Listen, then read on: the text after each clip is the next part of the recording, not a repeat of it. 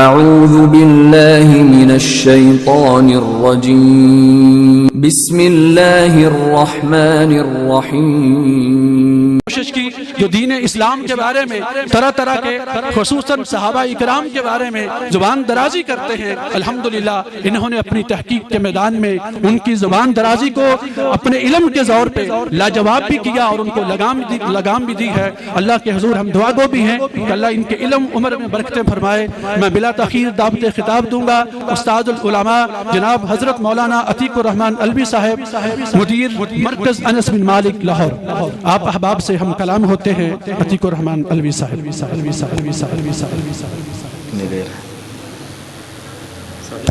جی احباب سے گزارش ہے کہ آپ کے لیے ضیافت کا اہتمام کیا ہے، تو پروگرام کے بعد کھانا بھی کھا کے جائیے گا، معزز علماء کرام بھی اور عامۃ الناس بھی، اور اس میں آپ نے بد نظمی کا مظاہرہ نہیں کرنا، نظم و ضبط کا مظاہرہ کرنا۔ السلام علیکم ورحمۃ اللہ وبرکاتہ۔ الحمدللہ رب العالمین والصلاة والسلام علی سید الانبیاء وخاتم المرسلین وعلی آلہ وصحبہ ومن تبعہم اجمعین الی یوم الدین، اما بعد۔ رب اشرح لی صدری ویسر لی امری واحلل عقدۃ من لسانی یفقہوا قولی واجعل لی وزیرا من اہلی۔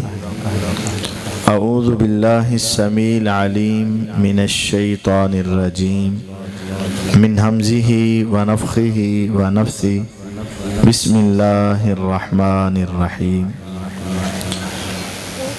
فَإِنْ آمَنُوا بِمِثْلِ مَا آمَنْتُمْ بِهِ فَقَدِ اهْتَدَوْا وَإِنْ تَوَلَّوْا فَإِنَّمَا هُمْ فِي شِقَاقٍ فَسَيَكْفِيكَهُمُ اللَّهُ وَهُوَ السَّمِيعُ الْعَلِيمُ۔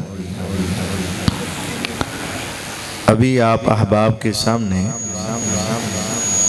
10 طلباء نے پہلے پارے کا آخری سبق سنایا، جو کہ ان کا 30واں پارہ حفظ کے اعتبار سے بنتا تھا،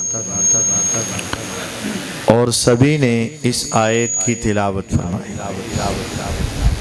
فَإِنْ آمَنُوا بِمِثْلِ مَا آمَنْتُمْ بِهِ فَقَدِ اهْتَدَوْا۔ اگر وہ لوگ اس جیسا ایمان لے آئیں جیسا تم ایمان لائے ہو تو وہ ہدایت پائے۔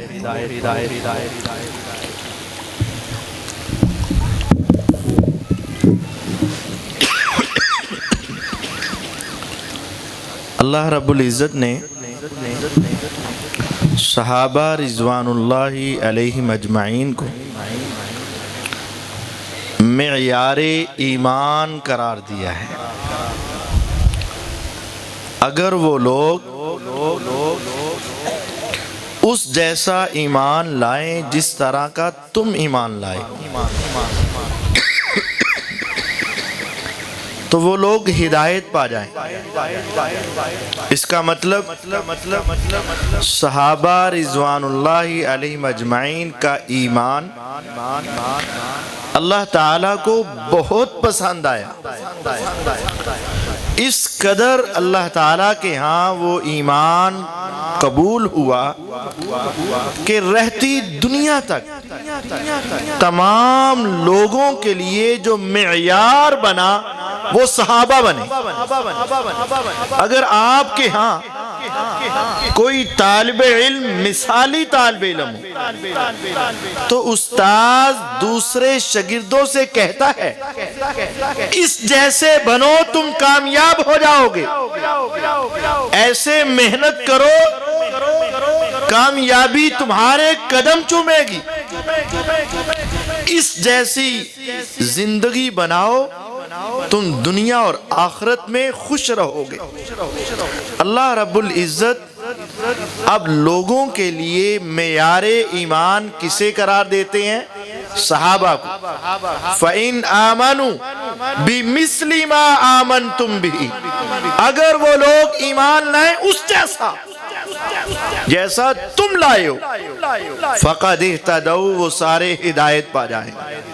اب اس دنیا میں مسلمانوں کے بھی مختلف گروہ ہیں، اہل حدیث ہے، بریلوی ہے، دیوبندی ہے، اور اس طرح گروہ ہیں۔ اب سارے ہی اپنے آپ کو حق پر سمجھتے، اور کچھ ایسے ہیں جو کافر ہیں اور دائرہ اسلام سے خارج ہیں، یہودی ہیں، عیسائی ہیں، بدھ مت ہیں، ہندو ہیں، سکھ ہیں۔ اگر وہ بھی ہدایت چاہتے ہیں تو انہیں بھی معیار صحابہ جیسا ہے۔ اگر وہ لوگ اس طرح کا ایمان لائیں جس طرح کا ایمان تم لائے ہو، وہ ہدایت پا جائیں گے۔ صحابہ رضوان اللہ علیہ مجمعین کا ایمان کیسا تھا؟ جیسا اللہ کو مطلوب ہے۔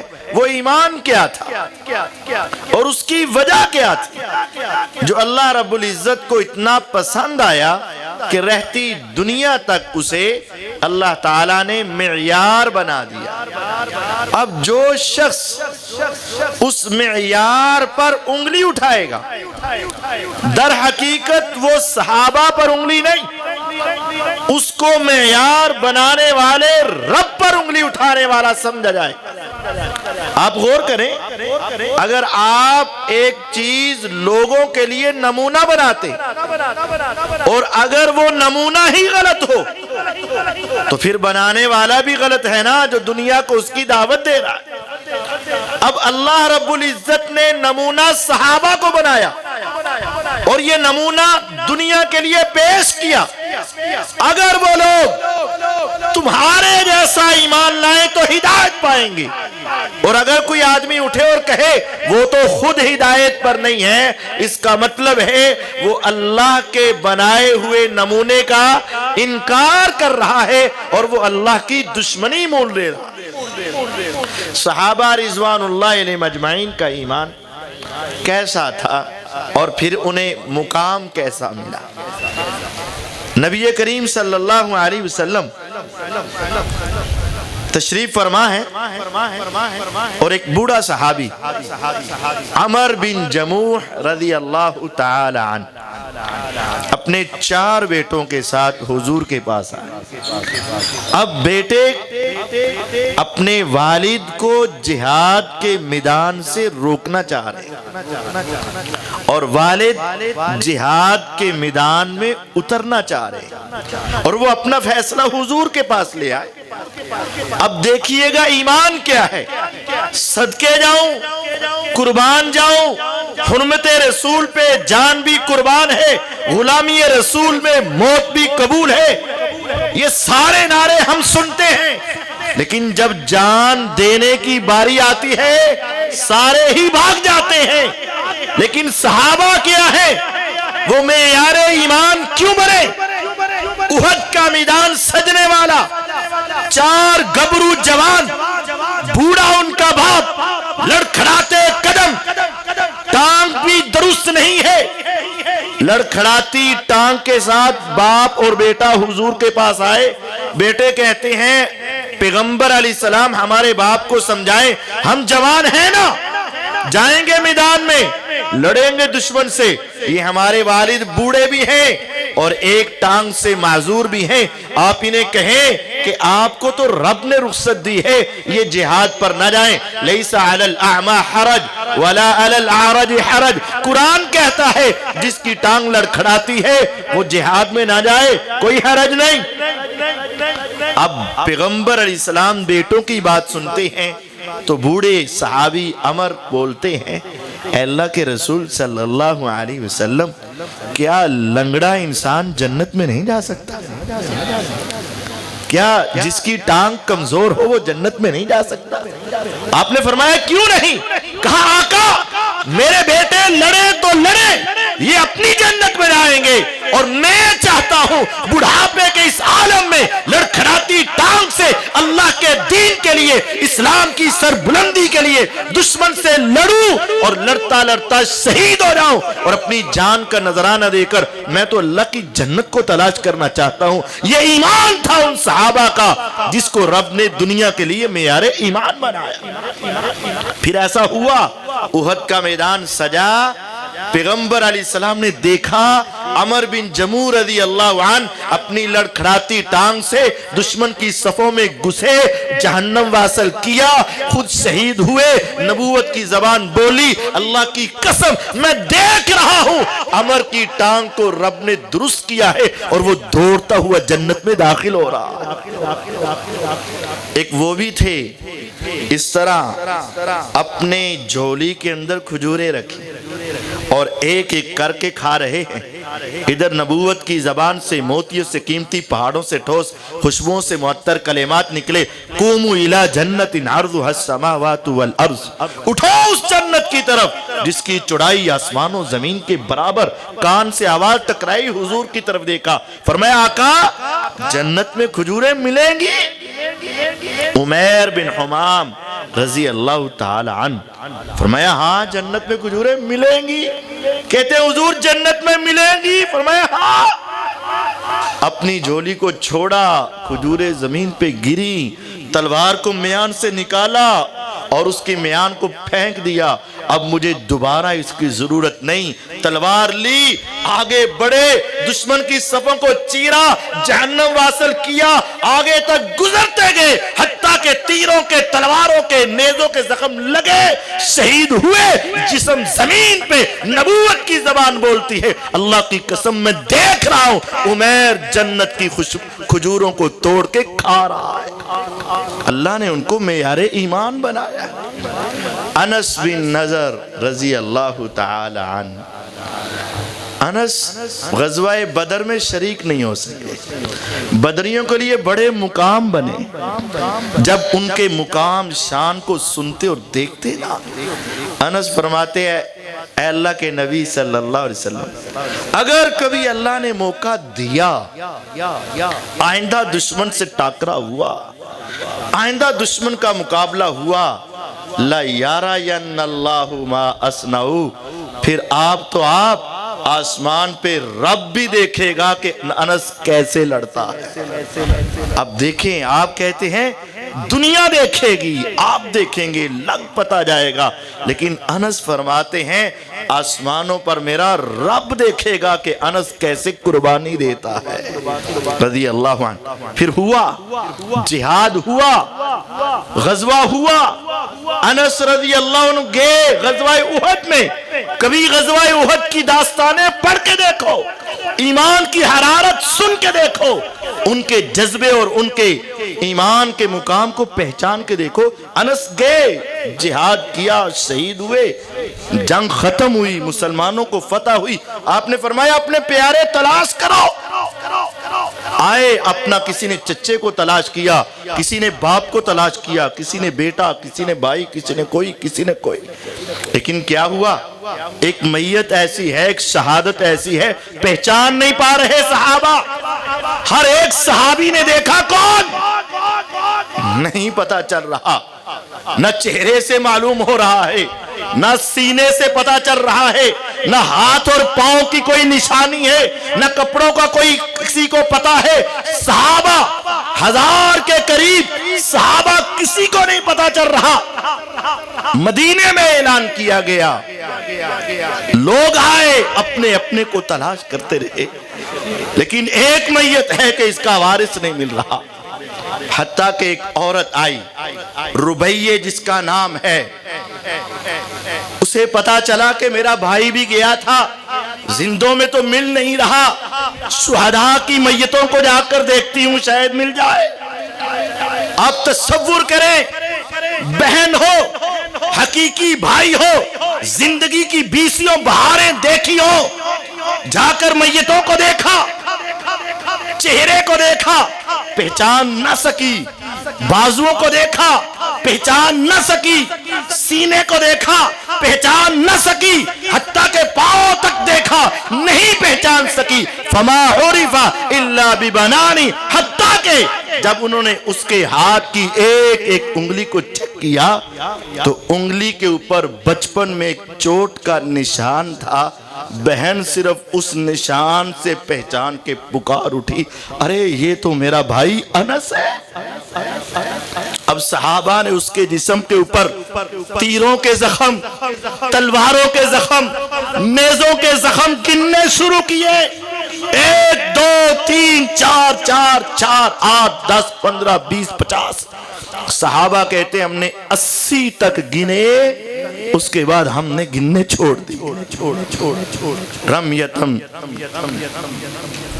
اب تصور کریں، ایک زخم لگا ہوگا، انس آگے بڑھے ہوں گے، 10 زخم لگے ہوں گے، خون بہہ رہا ہوگا، تلواریں لگی ہوں گی، تیر کھبے ہوں گے، 20 زخم، 30 زخم، 40 زخم، 50 زخم۔ انس اس کے بعد بھی آگے بڑھ کے دشمن سے لڑ رہے ہوں گے اور انہیں جہنم واصل کر رہے ہوں گے۔ 80 سے زیادہ زخم، چہرہ اور جسم پہچانا نہ جائے، پھر انہوں نے اپنے وعدے کو سچا کر دکھایا نا۔ آسمان سے قرآن اترا، من المؤمنین رجال صدقوا ما عاہدوا اللہ علیہ، ہاں جن مومنوں نے رب سے وعدے کیے تھے انہوں نے اپنے وعدوں کو سچا کر دکھایا، اللہ نے ان کو دنیا کے لیے معیار ایمان بنا دیا۔ ایک عورت بھی آتی ہے، اے پیغمبر علیہ السلام، مجھے پتا ہے کہ آپ کی عادت اور شریعت کا مزاج یہ ہے کہ شہداء کو غسل نہیں دیا جاتا، شہید کو انہی کپڑوں میں اسی طرح خون کے اندر لپیٹ کر دفن کر دیا جاتا ہے، نہ خون صاف کیا جاتا ہے، نہ کپڑے تبدیل کیے جاتے ہیں۔ اور شریعت کہتی ہے جب روز قیامت شہداء اٹھیں گے نا، اللون لون الدم والریح ریح المسک، خون کا رنگ تو خون کا ہوگا اور وہ تازہ خون کی طرح بہہ رہا ہوگا روز قیامت، اور کستوری کی وہاں سے خوشبو آ رہی ہوگی۔ حضور میں جانتی ہوں شہداء کو غسل نہیں دیا جاتا، لیکن ایک بات ہے، میرے خامن، میرے سرتاج ابو عامر حنظلہ رضی اللہ عنہ کو غسل دے دینا۔ آپ نے فرمایا بی بی کیوں غسل دے؟ ہمارا شریعت کا نظام یہ ہے شہید کو غسل نہیں۔ فرمایا میں جانتی ہوں غسل نہیں، لیکن میرے خامن پر فرضی غسل تھا، وہ اس کے بغیر ہی شہید ہو گئے، آپ اسے غسل دے دیں۔ آپ تصور کریں، اے اللہ کے حبیب علیہ السلام، زندگی کی پہلی رات شادی کے بعد حنظلہ میرے قریب آئے، منادی کرنے والے نے اعلان کیا، قوموا الی جنت ارضها السماوات والارض، حضور بلا رہے ہیں، جنت تمہارے انتظار میں ہے۔ حنظلہ کا نکاح ہوا، شادی کی پہلی رات بیوی کے قریب گئے، ابھی غسل نہیں کیا، ایک اعلان کرنے والے کا اعلان اس کے کانوں میں پڑا، اے اللہ کے پیغمبر علیہ السلام، وہ آپ کا حکم ماننے میں اتنی بھی تاخیر نہ کر سکے کہ غسل کرتے، فوراً سنا، تلوار کو لیا، میدان میں اترے، دشمن سے ٹکرائے، شہید ہو گئے۔ مجھے پتا چلا ہے وہ رب کی جنتوں میں پہنچ گئے، لیکن آپ اسے غسل دے دیجئے گا، اس پہ غسل فرض تھا۔ آپ نے فرمایا تلاش کرو حنظلہ کی میت کہاں ہے، اسے غسل دے دیتے ہیں۔ پورے میدان سے میت کو تلاش کیا گیا لیکن نہیں مل سکے، چاروں طرف سے دیکھا گیا نہیں مل سکے، حضور کو بتایا گیا، اور پھر صحابہ نے دیکھا، اچانک آسمان سے زمین کی طرف ایک میت آ رہی ہے اور وہ پانی سے شرابور ہے، پانی کے قطرات گر رہے ہیں۔ صحابہ حیران ہیں کہ یہ میت آسمان سے زمین کی طرف خود بخود آ رہی ہے۔ فرمایا تم نہیں دیکھ رہے، میں دیکھ رہا ہوں، اس کو آسمان کے فرشتے زمین پر لا رہے ہیں۔ اللہ کے پیغمبر علیہ السلام میت آسمانوں پہ کیسے گئی؟ کہا تمہیں اور مجھے نہیں علم تھا، اس پہ غسل فرض ہے۔ رب کو اس کی شہادت ایسی قبول ہوئی، اللہ نے اس کو غسل آسمانوں پر فرشتوں کے ذریعے سے دلوا دیا۔ جن کو اللہ اتنا پیار کرے کہ غسل ان کو آسمان کے فرشتے دے، اگر کوئی ان کے بارے میں بھی زبان کھولے تو اسے اپنے ایمان کی فکر کرنی چاہیے۔ یہ صحابہ معیار ایمان۔ ابھی جنگ شروع ہونے لگی تو عبداللہ بن جحش رضی اللہ تعالی عنہ حضرت سعد بن ابی وقاص رضی اللہ عنہ کے پاس آئے، کہا سعد بات سن یار، جہاد ہونے والا ہے، کیوں نہ ایسا ہو میں دعا کروں، تم آمین کہنا، تم دعا کرو میں آمین کہوں گا، ہماری دعا قبول ہو گئی تو زندگی کا نظام پورا ہو گیا۔ انہوں نے کہا ٹھیک ہے۔ کہا احد پہاڑ کے ایک دامن میں بیٹھ جاؤ، سعد تم دعا کرو میں آمین کہوں گا، رب قبول کریں گے۔ سعد رضی اللہ عنہ دعا کیا کرتے ہیں؟ یا رب کل جنگ شروع ہو، میرا مقابلہ تیرے سب سے بڑے دشمن سے ہو، اور وہ بڑا طاقتور ہو، بڑا بہادر ہو۔ یا اللہ جو تیرا سب سے بڑا دشمن اور بڑا طاقتور ہے وہ میرے مقابلے میں آئے، پھر میری تلوار چلے تیری توحید کی خاطر، اسلام کی سر بلندی کی خاطر، میرا ہاتھ اٹھے اور اس کافر کی گردن کو کاٹ کے رکھ دے، تیرے دشمن کو جہنم واصل کر دے۔ مولا میں تیرے دشمن کو کاٹنا چاہتا ہوں۔ یہ دعا کی، سعد رضی اللہ عنہ نے آمین کہہ دیا، عبداللہ بن جحش رضی اللہ عنہ۔ اب باری آئی عبداللہ کی، عبداللہ رضی اللہ عنہ کے ہاتھ اٹھے، کہا یا رب میرا بھی کل مقابلہ تیرے بڑے دشمن کے ساتھ ہو اور بڑے طاقتور کے ساتھ ہو، اور میرا اور اس کا مقابلہ چلے، ہماری تلواریں ٹکرائیں، لیکن یا رب پھر ایک وقت ایسا آئے کہ وہ دشمن میرے اوپر غالب آ جائے اور وہ میرے ٹکڑے ٹکڑے کر دے، اور روز قیامت میرے ٹکڑوں کو تو سمیٹے اور اکٹھا کر کے پوچھے عبداللہ تیرے ہاتھ کیوں کٹے، تیرے پاؤں کیوں اتارے گئے، تیرے ناک اور کان کو کیوں چیرا گیا؟ میں کہوں یا رب تیری توحید کی خاطر میں نے اپنی جان کی قربانی دی۔ سعد رضی اللہ عنہ فرماتے ہیں میرا مقابلہ ایسے ہی ہوا، میں نے بڑے دشمن کو قتل کیا، جہنم واصل کیا۔ اب میں سوچتا تھا عبداللہ کہاں ہوں گے، جب میں نے میدان کو گھوم کر دیکھا تو احد پہاڑ کے ایک دامن میں ایک دھاگے کے اندر ناک بھی تھا، آنکھیں بھی تھیں، کان بھی تھے، اور پاس کٹے ہوئے ہاتھ تھے۔ میں نے دیکھ کے پہچان لیا یہ عبداللہ کی دعا قبول ہو گئی۔ پھر سعد کہا کرتے تھے اللہ کی قسم عبداللہ کی دعا مجھ سے زیادہ قیمتی تھی۔ یہ صحابہ ہیں جن کو اللہ نے معیار ایمان بنایا، اور انہوں نے اپنے آپ کو اسلام کے لیے وقف کیا اور پیغمبر علیہ السلام کے ساتھ محبت کا اعلیٰ اظہار کیا۔ رسول اللہ صلی اللہ علیہ وسلم نا ایک مرتبہ جابر رضی اللہ عنہ کو دیکھتے ہیں، جابر پریشان، آپ نے فرمایا جابر پریشان ہو؟ جی اللہ کے رسول صلی اللہ علیہ وسلم پریشان ہو، 7 بہنیں 7 بہنیں 7، اکیلا بھائی باپ احد میں شہید ہوئے عبداللہ رضی اللہ عنہ، میں باپ کا قرضہ اتاروں یا 7 بہنوں کی شادی کروں یا گھر کے اخراجات چلاؤں، میں کیا کروں، پریشان ہوں۔ کہا جابر چھوڑ ساری باتیں، تینوں ایک بات بتاتا ہوں خوش ہو جائے گا۔ اے اللہ کے رسول صلی اللہ علیہ وسلم بتائیں میرے دل کو تھوڑی سکون ملے، تسکین ملے۔ میں جابر احد میں 70 شہید ہوئے، اللہ تعالیٰ نے سب کی روحیں جمع کر کے عرش پہ بلا لی، اللہ تعالیٰ نے سب کو اپنے پاس بلایا، 69 سے اللہ نے ڈائریکٹ کلام کیا، باتیں کی، اللہ تعالیٰ نے ان کے ساتھ کلام کیا۔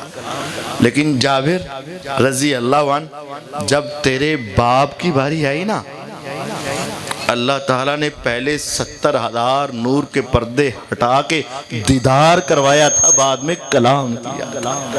اللہ تعالیٰ کو تیرے باپ کی شہادت قبول ہوئی تھی۔ نبی کریم صلی اللہ علیہ وسلم اس وقت میدان کے اندر یہ شہادت کی باتیں چل نکلی تو سنتے رہیں۔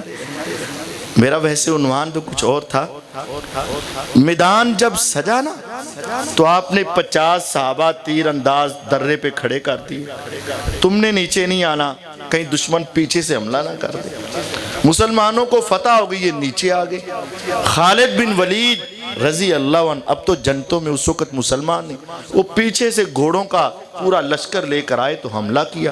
آگے سے کافر آگے، پیچھے سے آگے، مسلمان درمیان میں پس گئے. ایک پورے قافلے نے دیکھا کہ حضور اکیلے، صرف 11 صحابی یا 12، وہ پورا جتھا حضور کو شہید کرنے کے لیے دوڑا. یہاں صحابہ کے ایمان کو چیک کریں، صرف 11 یا 12 صحابی، درمیان میں حضور اور دشمن کا پورا لشکر.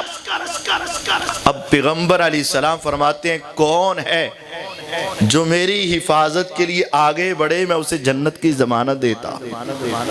اب 11 میں سے ایک آگے بڑھتا ہے اور دشمن کو روکنے کی کوشش کرتا ہے، لیکن کیسے روک سکتا ہے؟ تھوڑا سا دھیان تو لگا سکتا ہے، کبھی ادھر بھاگا، کبھی ادھر، کبھی ادھر، کبھی ادھر، ان کو روکنے کی کوشش کی، لیکن شہید ہو گئے. پیچھے 10 رہ گئے. آپ کی پھر یہ صدا لگی کون ہے جو میری حفاظت کرے اسے جنت کی ضمانت ہے. وہ 10واں بھی گیا، پیچھے 9 رہ گئے. اب سوچئے کہ پیچھے جو کھڑے ہیں ان کو سامنے شہادت نظر آ رہی ہے، دماغ میں، ذہن میں، سوچ میں یہ بہت کچھ آ سکتا تھا. حضور بچے تو میرے بھی چھوٹے ہیں، والدین تو میرے بھی بوڑھے ہیں، زندگی تو مجھے بھی پیاری ہے، کام تو میں نے بھی کرنے ہیں. اے اللہ کے پیغمبر علیہ الصلوۃ والسلام، جان تو میری بھی بڑی قیمتی ہے. اللہ کی قسم کسی ایک نے بھی آگے سے انکار نہیں کیا. میرے پیغمبر علیہ السلام کہتے چلے گئے، ایک ایک کر کے آگے شہید ہوتے چلے گئے. 7 صحابہ ایک ایک کر کے آگے شہید ہوئے. 7 صحابہ، پیچھے 4 رہے. اتنی دیر میں مسلمانوں کو پتا چلا، وہ پورا لشکر حضور کے پاس آیا، دشمن کو پیچھے بھگایا. میرے نبی علیہ السلام اب ان 7 کے پاس جا کر ان کے حال احوال دیکھنا چاہتے ہیں تو ایک کے پاس پہنچے. کیا خوش نصیبی اس کی. زیاد بن سکن رضی اللہ تعالیٰ عنہ زمین پہ گرے اور آخری سانس لے رہے ہیں. حضور پاس پہنچے تو کہا زیاد زندہ ہو. زیاد نے زور لگا کے آنکھیں کھولی، حضور کی طرف دیکھا تو کچھ طلب کیا. حضور نے اپنا قدم مبارک آگے کیا. زیاد نے زور لگایا اور گردن کو اٹھا کے حضور کے قدم پر اپنے رخسار کو رکھا اور آنکھوں سے آخری دیدار حضور کا کیا اور ان کی روح پرواز کر گئے. کیسا منظر. جس حالت میں مرو گے اسی حالت میں جیو گے، اسی حالت میں روز قیامت اٹھو گے. زیاد تیری عظمت پہ قربان کہ تیرے لیے جو آخری جگہ ملی پیغمبر کے قدم تھے، تیرے رخسار تھے، اور جو آخری دیدار ہے پیغمبر علیہ السلام کے چہرے کا دیدار ہے. آپ علیہ الصلوۃ والسلام فارغ ہوئے تو کہا ذرا سعد کو بھی تلاش کرو. سعد بن ربیع رضی اللہ عنہ کہاں ہیں؟ زید بن ثابت رضی اللہ عنہ گئے اور سعد رضی اللہ عنہ کو تلاش کرنے کرتے کرتے کہا اگر مل جائے نا اسے میرا سلام کہنا اور اس کا حال پوچھنا. یہ سعد وہی ہیں جو حضور کے پاس مکہ میں گئے اور ان سے وعدہ کیا تھا آپ مدینہ میں آئیں میں آپ کی حفاظت کروں گا، ہمارا قبیلہ آپ کی حفاظت کرے گا، انصار آپ کی حفاظت کریں گے. آج سعد کو حضور تلاش کرنے جاؤ، تلاش کرو سعد کہاں ہے، مل جائے تو میرا سلام کہنا اور اس کا حال پوچھنا. زید رضی اللہ عنہ گئے، سعد ملے، آنکھیں بند، زندگی کی آخری سانس سے آخری رمق باقی. زور سے کہا سعد حضور تمہیں سلام کہتے. سعد نے آنکھیں کھولی، کہا حضور زندہ ہے؟ کہا زندہ ہے. وہ پوچھ رہے ہیں کہ سعد تیری حالت کیا ہے، کیسی کیفیت ہے؟ کہا حضور سے کہہ دینا مجھے احد کے دامن سے جنت کی خوشبو آ رہی ہے. اور میری ایک بات سن، حضور کو میرا بھی سلام کہنا اور میرا پیغام سن. آخری لمحے میں فکر کیا ہے، انصاریوں کو کہہ دینا جب تک تمہاری آنکھیں جھپکتی ہیں، جب تک تمہاری زندگی ہے، اگر دشمن میرے پیغمبر تک پہنچ گیا نا، روز قیامت اللہ کے ہاں تمہارا عذر قبول نہیں ہوگا، میرے نبی کی حفاظت کرتے رہنا۔ یہ آخری کلمات تھے اور ساتھ کی روح پرواز کر گئی رضی اللہ عنہ۔ یہ صحابہ تھے جن کو ہر وقت پیغمبر علیہ السلام کے ساتھ محبت، عقیدت اور احترام تھا، اور پیغمبر علیہ السلام کی باتیں اور اسلام پر قربانی کا جذبہ ان کے اندر موجود تھا۔ نبی کریم صلی اللہ علیہ وسلم صحابہ کو تلاش کرتے اور ان میں آپ کا چچا بھی مل گیا، چچا امیر حمزہ رضی اللہ تعالی عنہ۔ حضور نے دیکھا تو بہت روئے، باپ کی جگہ پہ چچا باپ ہی ہوتا ہے، بہت روئے بہت روئے۔ کیفیت یہ تھی کہ حضرت امیر حمزہ رضی اللہ عنہ کا ناک، کان، آنکھیں، ہونٹ، اعضاء ٹکڑے ٹکڑے کیے ہوئے۔ اچھا یہاں یہ بات بھی سمجھ لیں، امیر حمزہ رضی اللہ عنہ کے ساتھ بہت ظلم ہوا، شہید ہوئے، لیکن ان کو شہید کروانے والی ہندہ نہیں تھی، یہ مشہور ہے۔ ان کو شہید کروانے والے جبیر بن مطعم رضی اللہ عنہ تھے، جو بعد میں صحابی بنے۔ صحیح بخاری میں ہندہ نے ایک شہید نہیں کروایا، اور پھر یہ بھی مشہور ہے کہ اس نے کلیجہ پکڑا چبا لیا، ثابت نہیں ہے۔ یہ بھی مشہور ہے کہ اس نے ان کو پرو کر ہاتھ بنایا اور اپنے گلے کے اندر ڈالا، ثابت نہیں ہے۔ ہندہ رضی اللہ عنہ، ان کی پہلی غلطیاں بہت غلطیاں، لیکن جب وہ مسلمان ہو گئی تو وہ جنت میں چلی گئی۔ لیکن یہ باتیں کہ انہوں نے قتل کروایا، شہید کروایا، کلیجہ چبایا، ہار بنایا، یہ سب جھوٹ ہے، اس کا کوئی حقیقت سے تعلق نہیں۔ ہاں ظلم ہوا، شہادت ہوئی، وحشی بن حرب رضی اللہ عنہ بعد میں مسلمان ہوئے، اس نے شہید کیا، اور پیغمبر علیہ السلام نے جب ان کی کیفیت دیکھی کہا میرا جی چاہتا ہے میں اپنے چچا کے اعضاء احد پہاڑ پہ بکھیر دوں، آسمان سے پرندے آئیں تو نوچ لے، درندے آئیں تو کھا لے، روز قیامت میرا رب پرندوں اور درندوں کے پیٹوں سے میرے چچا کے اعضاء کو نکالے، اور پھر سامنے کھڑا کر کے پوچھے امیر حمزہ رضی اللہ عنہ تیرے ساتھ ایسا کیوں ہوا، میرا چچا بتائے اللہ کی توحید کی خاطر میرے ساتھ یہ ہوا۔ اتنے میں سیدہ صفیہ رضی اللہ عنہا اپنے بھائی کے چہرے کو دیکھنے کے لیے آ رہی ہیں، آپ نے فرمایا روکو روکو روکو زبیر روکو۔ صفیہ رضی اللہ عنہ اپنے بھائی کو دیکھنے کے لیے نہ آئے، وہ برداشت نہیں کر پائے گی۔ جب کہا گیا تو آگے سے جواب آیا میرے بھتیجے محمد صلی اللہ علیہ وسلم کو بتا دو یہ زمانہ جاہلیت کی صفیہ نہیں ہے، اب یہ ایمان والی صفیہ ہے، بہادر صفیہ ہے، اللہ کے ساتھ تعلق رکھنے والی صفیہ ہے۔ پتہ چل گیا ہے میرے بھائی کو اس بے دردی سے شہید کیا گیا، میں آخری دیدار کرنا چاہتی ہوں لیکن بے صبری کا مظاہرہ نہیں کروں گی۔ صحابہ کے بے شمار واقعات، لیکن صحابہ کے اندر ایمانی کیفیت یہ تھی، وہ پیغمبر علیہ السلام کی ایک حدیث کو سنتے، ایک بات کو ہی سنتے، پھر وہ پیچھے نہیں ہٹتے تھے۔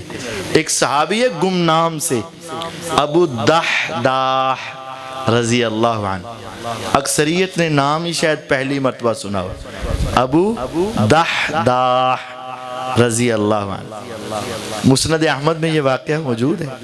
ایک صحابی تھے، ان کے پاس ایک باغ ہے، اور اس باغ کو جب انہوں نے خریدا نا تو پچھلے مالک نے کہا یہ سارا باغ تیرا، اس کے اندر رہائش تیری، لیکن میں نے ایک درخت کسی کو وقف کیا ہوا ہے، یہ باغ کا درخت اب میں واپس نہیں لے سکتا، میں نے وقف کر دیا اس کو، تو اب یہ درخت اس کا، باقی سارا باغ تیرا۔ اس نے کہا ٹھیک ہے۔ جب بعد میں اس باغ میں اس نے اپنی رہائش رکھی نا، بیوی تھی، بچے تھے، بچیاں تھیں، تو وہ دوسرا شخص اپنے اس باغ کے اندر ایک درخت کا پھل توڑنے کے لیے بار بار آتا۔ یہ صحابی پریشان ہوتے، یہ حضور کے پاس آ گئے، اے اللہ کے نبی علیہ الصلوۃ والسلام اس شخص سے کہیں کہ وہ ایک درخت کا مالک ہے، وہ درخت مجھے بیچ دے یا تحفے میں دے دے، میرے بچوں کے پردے کے مسائل ہیں، میں بہت پریشان ہوں، آپ اس کو بلا کر سمجھا دیں۔ آپ نے فرمایا ٹھیک ہے تم جاؤ میں سمجھاتا ہوں۔ اسے بلایا گیا، کہا حضور علیہ السلام نے یار یہ درخت تو مجھے تحفے میں دے دے۔ وہ کہنے لگے مجھے اشد ضرورت ہے، میں نہیں دے سکتا۔ آپ نے فرمایا پھر ایسا کر کہ تو مجھے بیچ دے۔ اس نے کہا جی مجھے بیچنے کی ضرورت نہیں، مجھے درخت کی ضرورت ہے، میں نہیں دے سکتا۔ آپ نے فرمایا پھر چھوڑ ساری باتیں، میرے ساتھ ایک بے کر لے، یہ درخت مجھے دے دے، جنت میں درخت مجھ سے لے لینا، یہ سودا کر لے۔ اس نے کہا چلیں سوچتا ہوں، غور و فکر کرتا ہوں۔ وہ اٹھا اور چلا گیا۔ قربان جاؤں ابو الدحداح رضی اللہ عنہ پر۔ وہ بیٹھے یہ سارا معاملہ دیکھ رہے تھے اور یہ ساری باتیں سن رہے تھے۔ تو وہ حضور کے پاس آئے، کہا اللہ کے نبی علیہ السلام آپ نے اسے ایک آفر دی ہے۔ فرمایا کیا؟ کہا آپ نے کہا تھا کہ یہ درخت مجھے دے دے، جنت کا درخت مجھ سے لے لینا۔ آپ نے یہ آفر اسے کی تھی، اگر وہ درخت میں آپ کو لے کر دے دوں، اس سے جو بھی میں ڈیلنگ کروں، میں درخت دے دوں تو مجھے جنت کا درخت دینے کی آپ گارنٹی لیتے ہیں؟ فرمایا ہاں۔ کہا بس۔ اٹھے پیچھے گئے، اسے تلاش کیا، اسے بلایا، اسے کہا مجھے جانتے ہو ابو الدحداح میرا نام ہے، فلاں جگہ پہ میرا باغ ہے، اس باغ میں 200 کھجور کے درخت ہیں، 200 کھجور کے درخت ہیں اور ان کو پھل لگ چکا ہے، وہ سارا باغ تیرا، یہ ایک درخت مجھے دے دے۔ اس نے کہا ہیں پکی بات؟ اس نے کہا پکی بات ہے، تمہیں کیا پتا تیرا سودا کیا تھا؟ اس نے کہا پکی بات ہے۔ اس نے کہا ہاں 200 درخت زمین سمیت تیرے، پورا باغ تیرا، ایک کھجور کا درخت مجھے دے دے، وہ باغ تیرا۔ اس نے کہا پکی؟ اس نے کہا پکی بات طے ہوئی۔ ابو الدحداح رضی اللہ عنہ اپنے اسی باغ میں گئے، ان کی رہائش بھی وہاں تھی، اپنے باغ کے اندر داخل نہیں ہوئے، باہر کھڑے ہو کے گھر والوں سے کہا نکل آؤ، میں نے اس باغ کا سودا کر دیا۔ گھر والوں نے کہا ابو الدحداح کیا باغ بیچ دیا؟ ہاں بیچ دیا۔ کسے بیچا؟ کہا اسے بیچا جس سے سودا کر کے کبھی خسارہ نہیں ہوتا، اسے بیچا۔ کہا آخر کسے بیچا؟ نہ کوئی بات، نہ کوئی مشورہ، نہ کوئی تمہیں ضرورت، باغ بیچ دیا۔ کہا بیچ دیا۔ کسے بیچا؟ کہا محمد الرسول اللہ صلی اللہ علیہ وسلم کو بیچا، یہ باغ دے دیا، جنت کے کھجور لے لی۔ بخ بخ ذالک مال رابح، ذالک مال رائح۔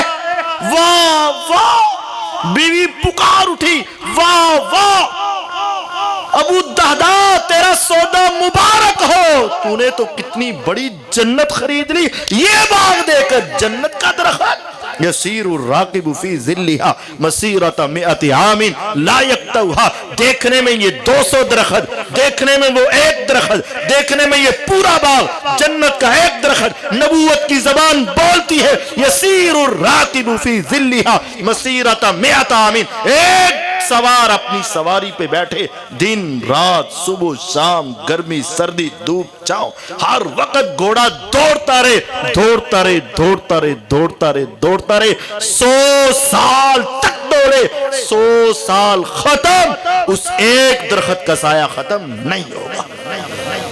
بخ بخ ذالک مال رابح۔ واہ واہ ابو الدحداح تو نے سودا تو بڑا قیمتی کیا۔ اہل خانہ نکلے، باغ اسے دیا۔ ابو الدحداح رضی اللہ عنہ آئے، حضور کے پاس پہنچے، آقا جو میں نے آپ سے وعدہ کیا میں نے پورا کر دیا، اب آپ بھی اپنا وعدہ پورا کر دیجئے گا۔ فرمایا بات طے ہے۔ صحیح بخاری کے اندر اگلا حصہ موجود ہے۔ چند دن گزرے، ابو الدحداح رضی اللہ عنہ تبھی موت فوت ہو گئے، مال تو اس کے پاس نہ رہا۔ چند دن کے بعد اچانک ہمارے صاحب سے ہارٹ اٹیک ہوا، فوت ہوئے، میرے آقا جنازہ پڑھانے آئے، آپ نے فرمایا کم ازکن مدلن لأبی الدحداء، میت یہاں پڑی ہے لیکن اللہ کی قسم رب نے مجھے دکھا دیا ہے، میں دیکھ رہا ہوں ابو الدحداء جنت میں اپنے اسی درخت سے کھجوریں اتار کے کھا رہا۔ یہ صحابہ تھے، صحابہ۔ عام معیار کیا ہے؟ چھوٹا بڑے کو سلام کہے گا، یہ عام حکم ہے۔ جو کھڑا ہے وہ بیٹھے کو سلام کہے گا، جو سوار ہے وہ پیدل کو سلام کہے گا، یہ عام حکم ہے۔ جو آئے گا وہ بیٹھے ہوئے کو سلام کہے گا۔ لیکن صحابہ تمہاری عظمت پہ قربان، قرآن کہتا ہے وَإِذَا جَاءَكَ الَّذِينَ يُؤْمِنُونَ بِآيَاتِنَا فَقُلْ سَلَامٌ عَلَيْكُمْ، اے محمد صلی اللہ علیہ وسلم جب آپ کے پاس صحابہ آئیں، جب آپ کے پاس صحابہ آئیں، سلام کسے کہنا چاہیے؟ آنے والے صحابہ کو۔ لیکن کہا حضور انہوں نے اسلام کی خاطر بڑی قربانیاں دی، انہوں نے اپنے والدین کو چھوڑ دیا، اولادوں کو چھین لیا گیا، گھروں سے نکال دیا گیا، جائیدادوں کو ضبط کر لیا گیا، ظلم کی چکیوں میں ان کو پیسا گیا۔ آقا جب وہ آپ کے پاس آئیں آپ ان کو آگے بڑھ کے سلام کہہ دے، اللہ کی قسم جب آپ سلام کہتے ہیں نا ان کے سینے ٹھنڈے ہو جاتے ہیں۔ وَإِذَا جَاءَكَ الَّذِينَ يُؤْمِنُونَ بِآيَاتِنَا، صحابہ کا مقام یہ ہے، اے محمد صلی اللہ علیہ وسلم جب آپ کے پاس صحابہ آئیں تو اے پیغمبر آپ نے انہیں سلام کہنا ہے۔ جن کو میرے آقا سلام کہیں تم ان کی غلطیاں نکالو، یہ بتاؤ روزے قیامت کہاں کھڑے ہوگے تم؟ حضور کو حکم ہے صحابہ کو سلام کہیں، اور کیا تمہیں یہ حکم ہے کہ تم غلطیاں نکالو؟ تمہیں یہ حکم ہے کہ تم ان کے جنت اور جہنم کے فیصلے کرو؟ تمہیں یہ حکم ہے کہ تم ان کو غلط اور صحیح کہو؟ پیغمبر علیہ السلام کو یہ حکم ہے کہ جب صحابہ آئیں تو آپ انہیں سلام کہیں، سلام، آپ انہیں سلام کہیں۔ نبی کریم صلی اللہ علیہ وسلم کو دوسرا حکم وَاصْبِرْ نَفْسَكَ مَعَ الَّذِينَ يَدْعُونَ رَبَّهُمْ بِالْغَدَاةِ وَالْعَشِيِّ، اے پیغمبر علیہ السلام آپ اپنے آپ کو صحابہ کے درمیان روک کر رکھیں، ان کے درمیان بیٹھا کریں، جو صبح و شام رب کو پکارتے ہیں یہ ان کا ظاہر ہے، یریدون وجہا، اور وہ اللہ کے چہرے کا ارادہ رکھتے ہیں یہ ان کا باطن ہے، صبح و شام ظاہری طور پر رب کی عبادت کرتے ہیں اور دلوں میں رب کے دیدار کی تڑپ ہے۔ اے محمد صلی اللہ علیہ وسلم آپ کو حکم ہے کہ آپ ان صحابہ کے پاس رہا کریں۔ عام طور پر قاعدہ کیا ہے؟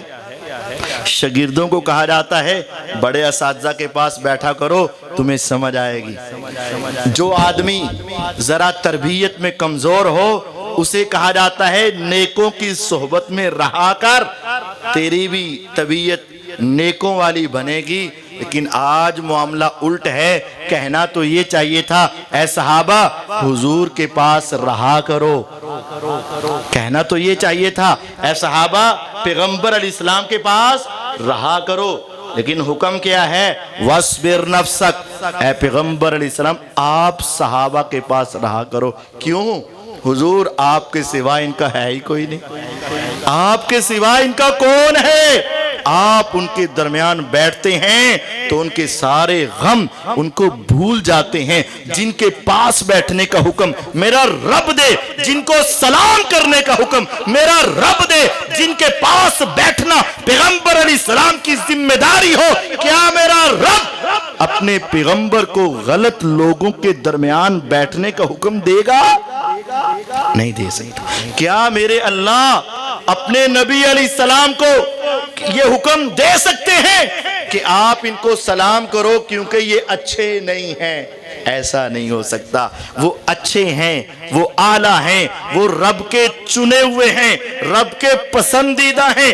اسی لیے رب نے کہا اگر وہ اس جیسا ایمان لائیں جیسا تم ایمان لائے وہ ہدایت پا جائیں گے. اے محمد صلی اللہ علیہ وسلم آپ بھی ان کو سلام کرو کیونکہ آپ کے سلام سے ان کو تسکین ملتی ہے. آقا آپ ان کے پاس رہا کرو, آپ کے جانے کے ساتھ ان کے دلوں کو سکون اور قرار ملتا ہے. یہ صحابہ ہیں جنہوں نے پیغمبر علیہ السلام کی محبت میں کسر کوئی نہ چھوڑی, اسلام کی سر بلندی میں کسر کوئی نہ چھوڑی, اسلام کے لیے جانے دینے میں کسر کوئی نہ چھوڑی, اور ایک سے بڑھ کر ایک اپنے آپ کو اسلام پہ قربان کرتا رہا اور پیغمبر علیہ السلام کے اشاروں پہ اپنا سارا مال قربان کرتے رہے. اس لیے اللہ تعالیٰ نے ان کو معیار ایمان قرار دیا. اس جیسا ایمان لاؤ تو ہدایت پاؤ گے. اگر ہمیں وہ معیاری قبول نہیں تو اس کا مطلب ہے ہمیں رب پہ یقین اور اعتبار نہیں ہے, کیونکہ رب انہیں معیار بنا رہے ہیں اور ہم ان کے نقص نکال رہے ہیں. اس کا مطلب ہم یہ کہنا چاہتے ہیں کہ نعوذ باللہ اللہ تعالیٰ کو پتہ نہیں چلا جو یہ ایسی باتیں کرے گا اس کے ایمان کا بیڑا غرق ہوگا. صحابہ رضوان اللہ علیہ مجمعین کے ساتھ محبت, ادب, احترام یہ ہمارے ایمان کا حصہ ہے. آخری حدیث سن لیجئے. انس رضی اللہ عنہ فرماتے ہیں میں جب سے پیدا ہوا, جب سے مسلمان ہوا, آج تک میری زندگی میں سب سے زیادہ خوشی اس روز ہوئی جب میرے کانوں نے ایک حدیث نبوی سنی. میں نے کہا بس بس بس آج میں کامیاب و کامران ہوا. فرمایا کیا حدیث ہے جس کو سنتے ہوئے آپ سب سے زیادہ خوش ہوئے؟ کہا میں بیٹھا تھا, نبوت کی زبان موتیوں کو پھینک رہی تھی, میرے کان ان کو سمیٹ رہے تھے. میرے آقا نے فرمایا تھا المرء مع من احب یوم القیامہ, انسان روز قیامت اسی کے ساتھ ہوگا جس کے ساتھ اس کی گہری محبت ہے. جب میں نے یہ حدیث سنی میں نے کہا انس آج تو کامیاب ہو گیا. صحیح بخاری کی حدیث ہے, انس فرماتے ہیں میں نے سوچا اللہ کی قسم میرے اعمال تو بہت تھوڑے لیکن میرے دل میں انی احب رسول اللہ صلی اللہ علیہ وسلم, میرے دل میں اللہ کے رسول کی محبت ہے. وَأُحِبُّ أَبَا بَكَرْ وَأُحِبُّ عُمَرْ, میرے دل میں ابو بکر کی محبت موجود ہے, میرے دل میں عمر کی محبت موجود ہے رضی اللہ عنہما. میں کامیاب ہو گیا. میرے اعمال تو بہت تھوڑے ہیں, نیکیاں تو بہت کم ہیں, اعمال تو بڑے ٹوٹے پھوٹے ہیں, لیکن جب میں نے یہ حدیث سنی جس کے ساتھ تمہیں محبت روز قیامت ان کا ساتھ, میری محبت اللہ کے رسول کے ساتھ, میری محبت سیدنا ابو بکر صدیق کے ساتھ, میری محبت سیدنا عمر فاروق کے ساتھ رضی اللہ عنہ, تو پھر میں روز قیامت نیکیاں تھوڑی بھی ہوں ان کے ساتھ ہوں گا. آج ہمیں بھی محبت صحابہ کے ساتھ اور صحابہ سے محبت کرنے والوں کے ساتھ ہونی چاہیے, نہ کہ ہماری محبت صحابہ کی غلطیاں نکالنے والوں کے ساتھ, صحابہ پہ تبرہ کرنے والوں کے ساتھ, صحابہ پہ بھونکنے والوں کے ساتھ, صحابہ کے بارے میں زبان درازی کرنے والوں کے ساتھ. اگر تمہاری محبت ہوئی تو روز قیامت ان کے ساتھ تمہیں اٹھایا جائے گا. اگر تمہاری یہ تمنا ہوئی میری موت ان جیسی موت ہو جو صحابہ کو گالیاں دیتے ہیں, روز قیامت ان کے ساتھ حشر ہوگا. اگر تمہاری محبت صحابہ جیسی اور صحابہ کے ساتھ محبت کرنے والوں کے ساتھ محبت ہوئی, روز قیامت ان کا ساتھ ملے گا. یقین جانیے یہ دنیا کا سب سے قیمتی مال ہے کہ آپ اپنے دلوں میں اللہ, اس کے رسول اور ان کے صحابہ رضوان اللہ علیہم اجمعین کے ساتھ محبت پیدا کرو. دنیا میں بھی کامیاب, آخرت میں بھی کامران ہوں گے. اللہ تعالی ہمیں ان کے ساتھ سچی محبت کرنے کی توفیق عطا فرمائے. وآخر دعوانا ان الحمدللہ رب العالمین.